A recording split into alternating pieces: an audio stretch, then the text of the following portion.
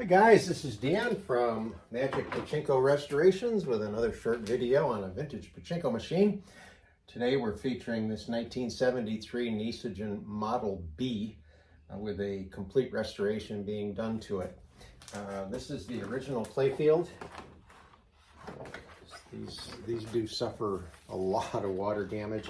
My guess is this was one of the ones that got taken out back from a parlor and literally hosed down. I'm pretty sure that's where all of that came from.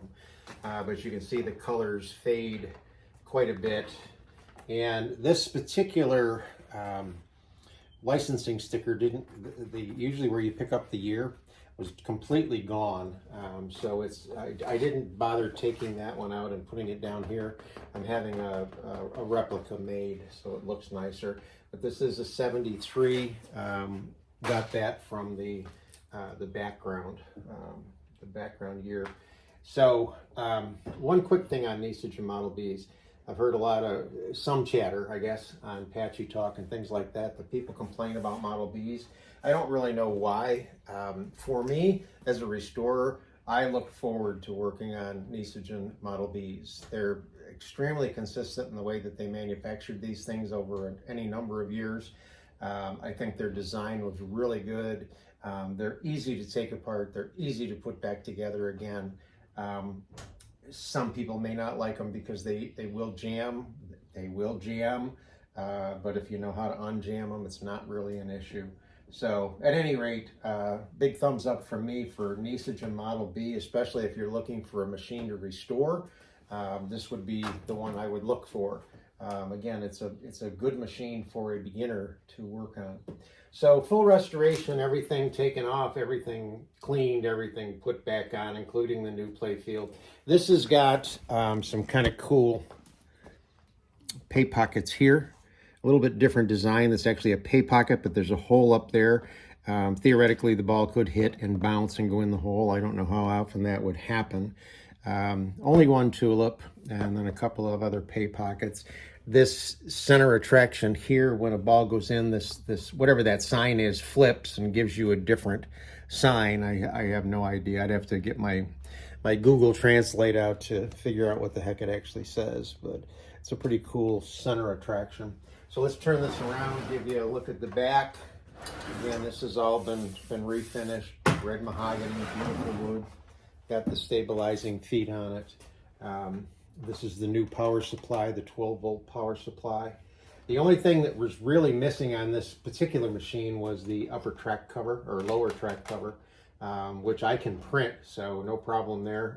I got that put on, neatened up the wiring, put in the 12-volt power supply, so on and so forth. This one does have a slightly different ball dump mechanism, and I'll tell you about that when we get to it in just a second.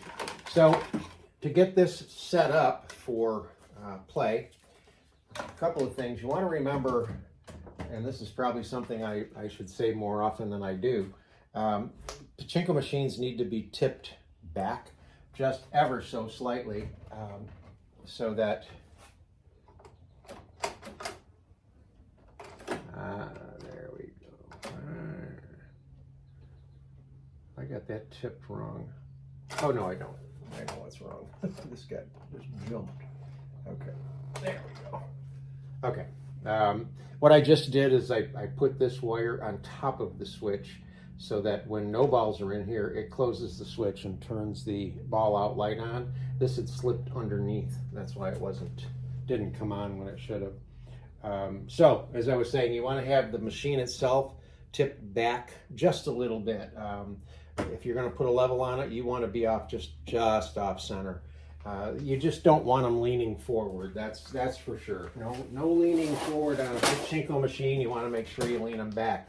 So this ball dump releases from the front like they all do. And when this gets pushed down, this moves over and allows the L brackets to swing out of the way and let the balls dump out for getting rid of all the balls.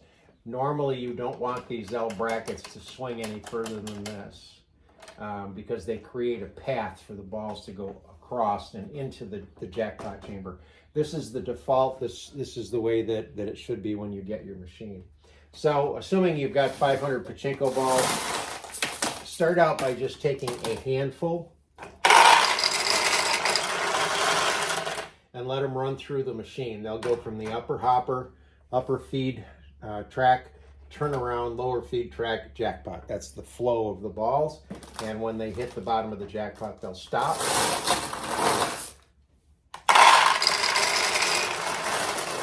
And if you notice now, the L brackets are out of the way so that this little bracket in here, let me bring this in, this little bracket right in here, when the jackpot arm moves up, it's got room to clear. When these are down, it'll hit. So by having enough balls in here, it swings these out of the way. It's part of the overall design for the functionality of the machine. So notice we've got balls in here. So the ball out light is still on, but because we know the flow is correct, you can now dump 485 of your 500 balls right here.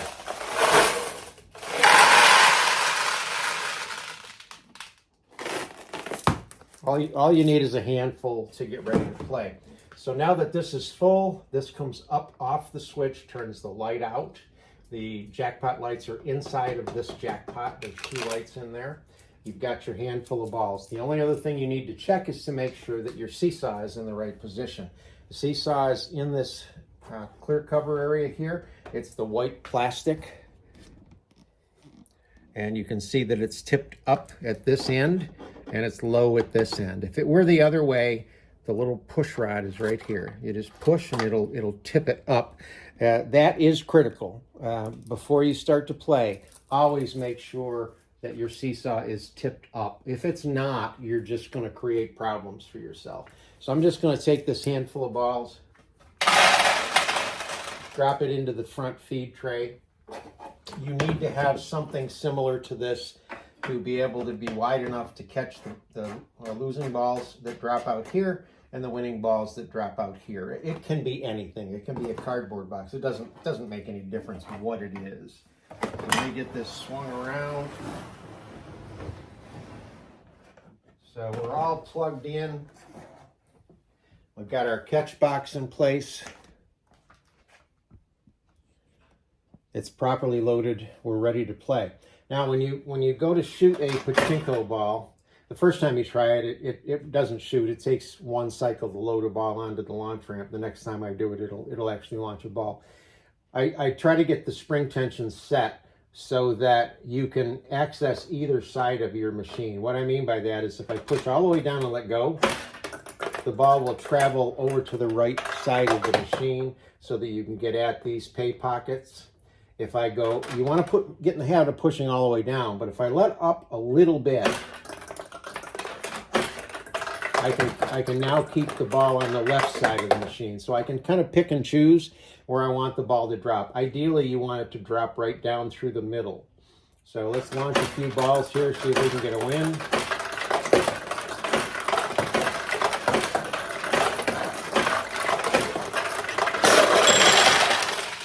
So that was a win. We went into this tulip here. The tulip is now closed. It makes it a tougher target to hit. It's easier when they're wide open. But let's launch a few and see if we can get a few more wins here.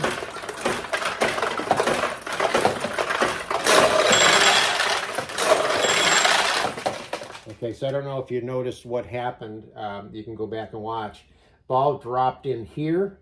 Internally, it goes down through here, all the way down, opened up this tulip, and then right afterwards, another ball dropped right into the open tulip. So I got 2 wins out of that. We'll try a few more.